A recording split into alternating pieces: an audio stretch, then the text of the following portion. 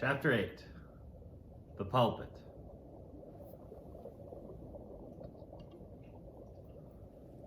I had not been seated very long ere a man of a certain vulnerable robustness entered. Immediately as the storm-pelted door flew back upon admitting him, a quick, regardful eyeing of him by all the congregation sufficiently attested that this fine old man was the chaplain. Yes, it was the famous Father Mapple, so called by the whalemen, among whom he was a very great favorite. He had been a sailor and a harpooner in his youth, but for many years past had dedicated his life to the ministry. At the time I now write of, Father Mapple was in the hardy winter of a healthy old age.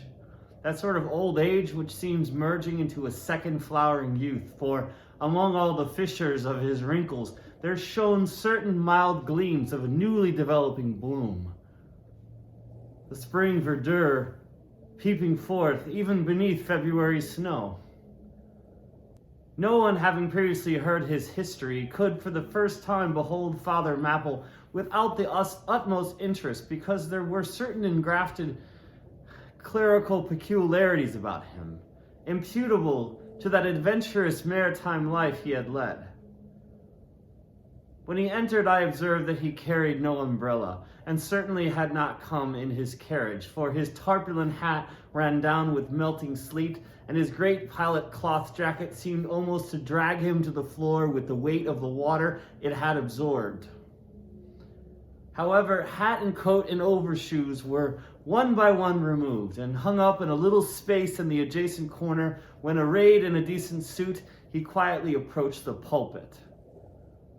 Like most old-fashioned pulpits, it was a very lofty one, and since irregular stairs to such a height would, by its long angle with the floor, seriously contract the already small area of the chapel, the architect, it seemed, had acted upon the hint of Father Mapple, and finished the pulpit without a stairs, substituting a perpendicular side ladder like those used in mounting a ship from a boat at sea.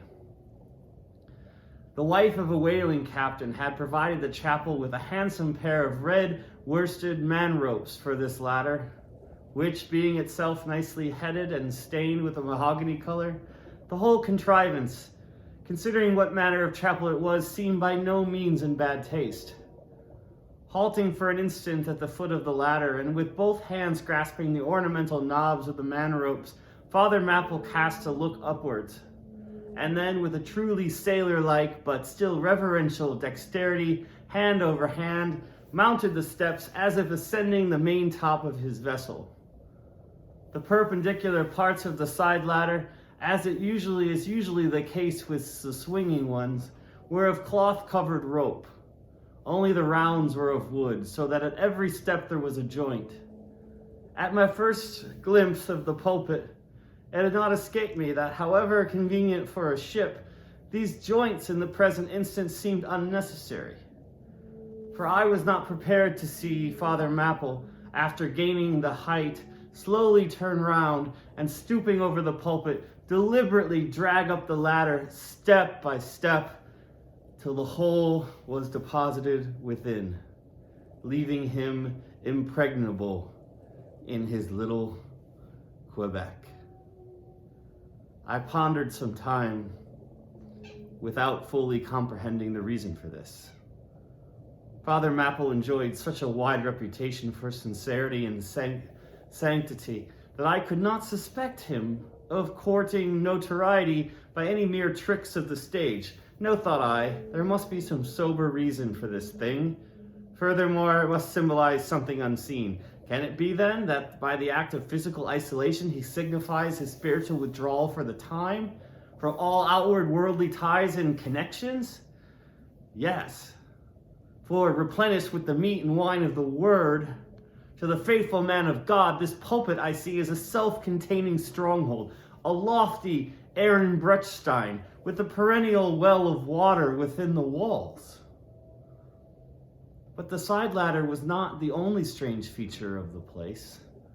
Borrowed from the chaplain's former seafarings, Between the marble cenotaphs on either hand of the pulpit, the wall which formed its back was adorned with a large painting representing a gallant ship beating against a terrible storm off a lee coast of black rocks and snowy breakers.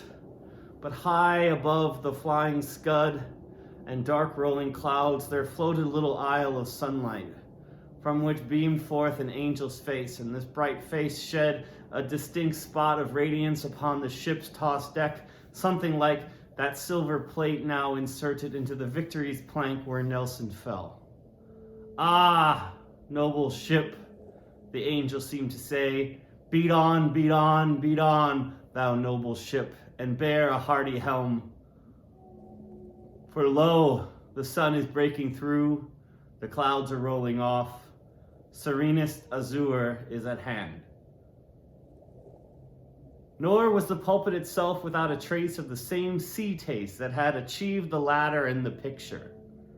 Its paneled front was in the likeness of a ship's bluff bows, and